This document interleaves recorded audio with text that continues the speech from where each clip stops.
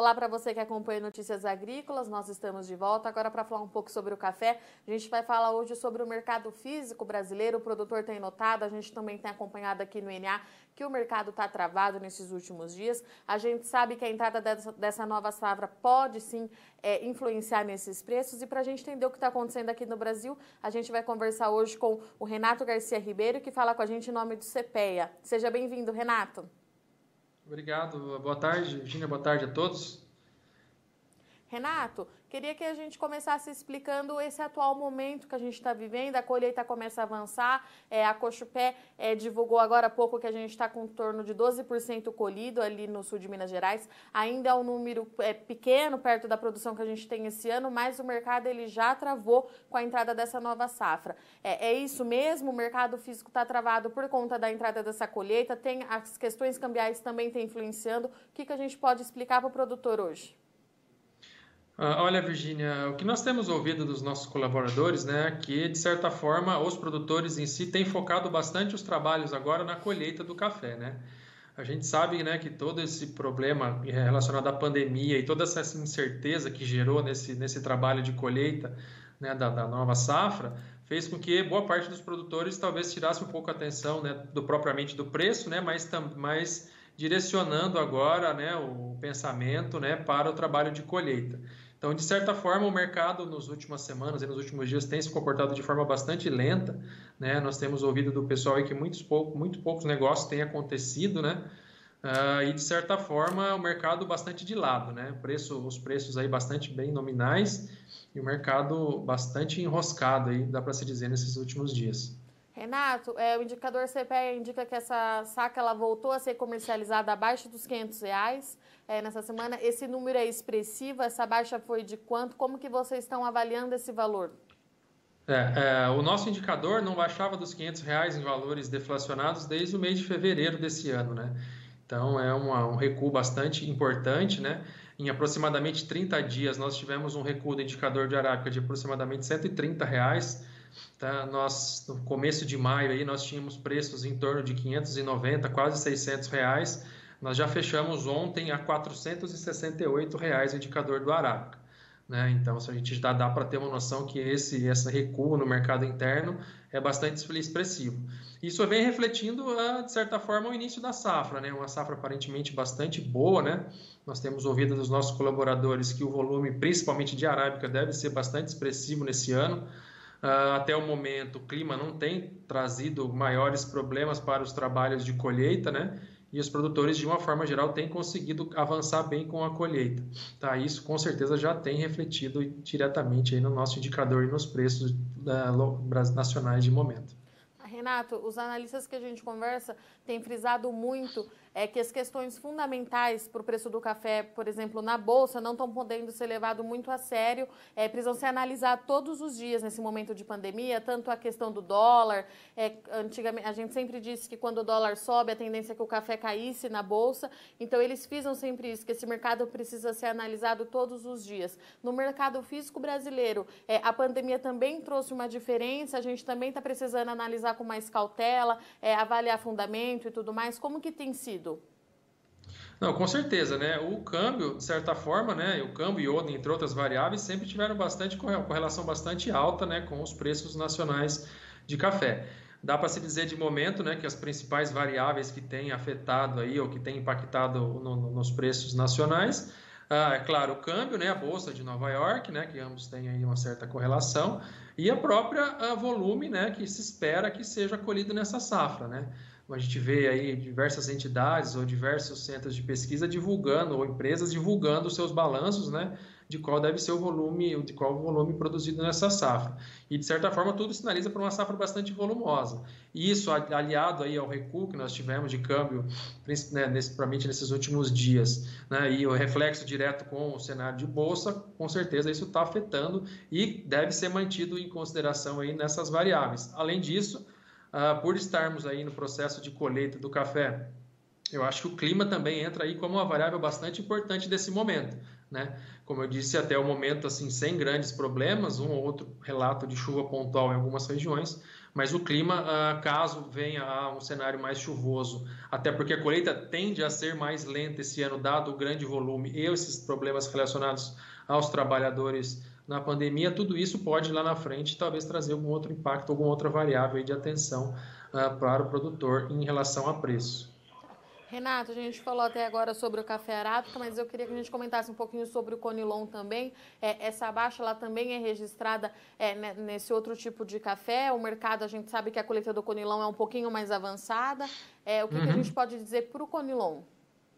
O Conilon, de uma forma geral, ele tem um cenário de queda um pouco menos forte do que a gente tem registrado aí, né, no próprio café arábica, né? Então a gente consegue ver que o mercado de Conilon, até por ter características um pouco diferentes, né, do próprio arábica, que tem uma influência muito maior de mercado externo na precificação, ele caiu menos, né, ele tem recuado menos nos últimos dias.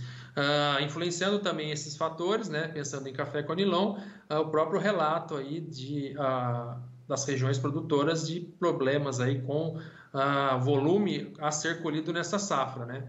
Então, há relatos aí de agentes de mercado que a produção de café Conilon deve ser menor em função principalmente do tamanho do grão, né? Que o rendimento de colheita está bastante baixo, perto do que se via em anos anteriores. Renata, a gente sabe que uma quebra de safra realmente muito ruim para o produtor, que tem uma expectativa no início da colheita e aí a gente tem essas questões climáticas e tudo que pode reduzir essa produção. Mas para os preços, essa quebra no Conilon, ela pode ser um indicativo de alta nos próximos meses? É difícil se prever, né? Até porque, como eu disse, a formação de preço do Conilon é um pouco diferente, né? Pensando que o Conilon na brasileiro está muito relacionado a consumo e mercado interno, ele talvez sofra a interferência de algumas outras variáveis ali, que não necessariamente todas que afetam os preços do arábica, né? Mas é difícil se prever, né? Até porque esses reflexos de pandemia em relação principalmente a consumo, a gente tem poucas informações, né? E difícil de se prever, porque a gente não sabe realmente que caminho a pandemia no Brasil, principalmente no Brasil, deve tomar nos próximos meses, né?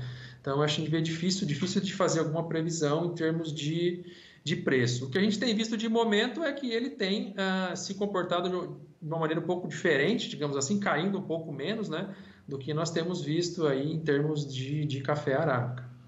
Renato, então, a gente sabe que o mercado do café ele muda muito de um dia para o outro, mas a gente consegue tentar desenhar um panorama para o produtor para os próximos dias, ou a gente vai ter que continuar acompanhando o andar dessa colheita, as questões da pandemia, consumo e tudo mais que você já citou aqui para a gente?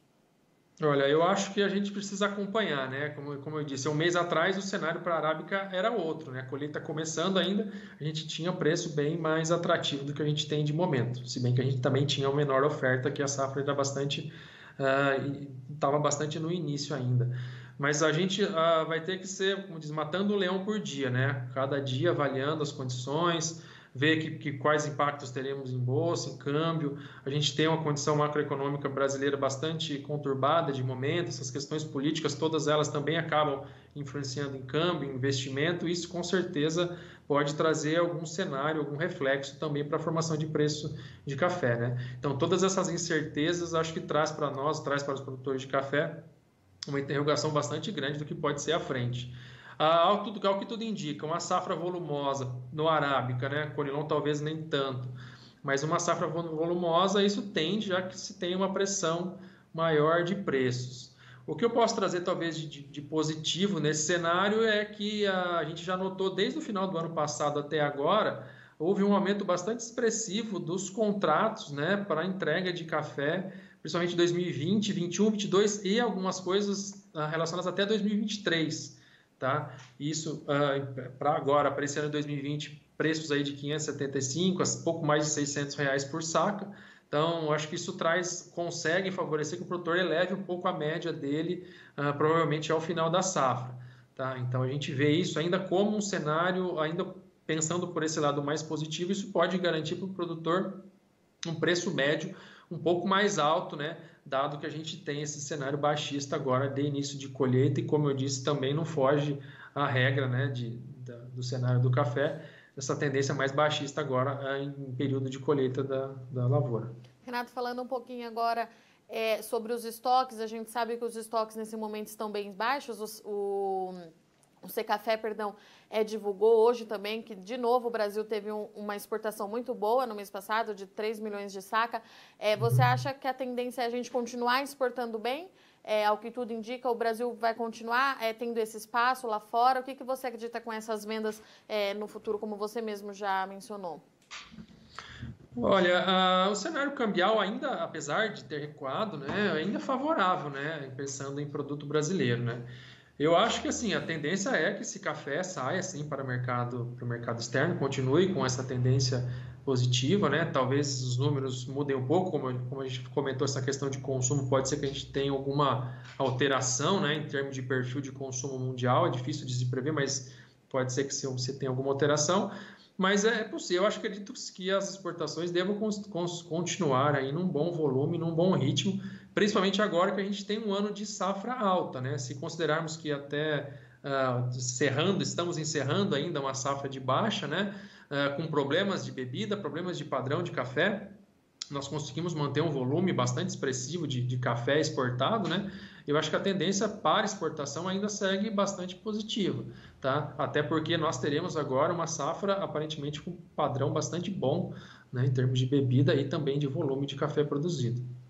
Renato, agradeço a sua participação aqui no Notícias Agrícolas. Até a próxima. Tá, joia. Tá à disposição. Próximo. Bom, essa foi a nossa análise então com o CPEA. O Renato Ribeiro trouxe para a gente que os preços do café realmente estão pressionados nesse momento. Ele trouxe que lá no início da colheita, em maio para agora, 30 dias depois, o preço do café arábica teve uma baixa de R$ 130 no indicador CPEA. Ele disse que a pressão no preço é natural, por conta da entrada dessa nova safra. O clima também tem ajudado bastante, o que ajuda a pressionar esses valores. Bom, eu vou ficando por aqui. Em breve nós estamos de volta.